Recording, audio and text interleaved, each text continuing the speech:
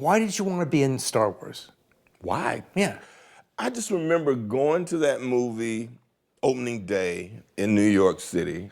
And, you know, everybody's sitting in there, everybody's smoking weed. And then all of a sudden it comes on, and then all of a sudden it's a ship, and then it like goes into hyperspace and we're like, oh, wow, and it's crazy. And then they're in this intergalactic bar and it's all these different kinds of things that you've never seen before. People hanging out and big things, little things, furry things, one-eyed things, five-eyed things. It was like, oh, this is, okay. This is the kind of movie I want to be in. Yeah. So over the years, after watching the Ewoks and all this other stuff, you know, the opportunity presented itself. I said, you know, George Lucas, and it happened. You know, wish fulfillment.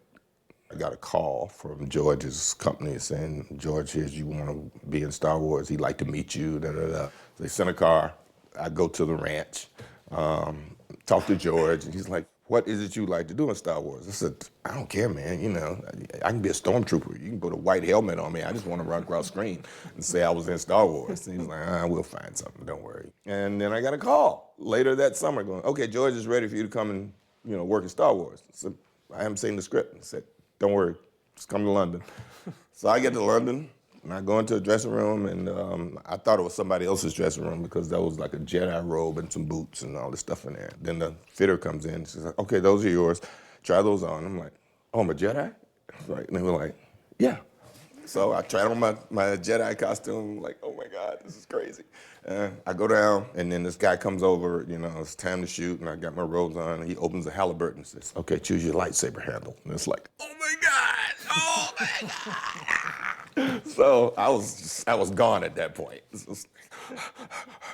That one, hanging on my belt. I'm a Jedi, and I'm in. I said, okay, now I got to figure out how not to get killed so I can be in the next movie.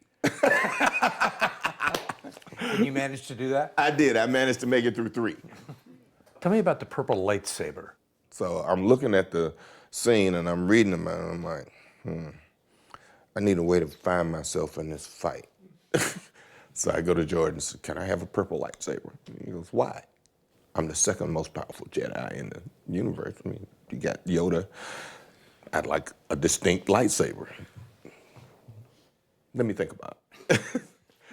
And I came back to do reshoots, and he's like, I don't know if I'm gonna let you keep it or not, but he punched it up, and there I was with a purple lightsaber. Like, oh my God! It's like, don't get attached to it.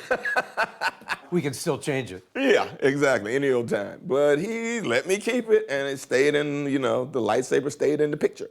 And the rest is history. You know, the only purple lightsaber in the Star Wars universe. You're under arrest, Chancellor.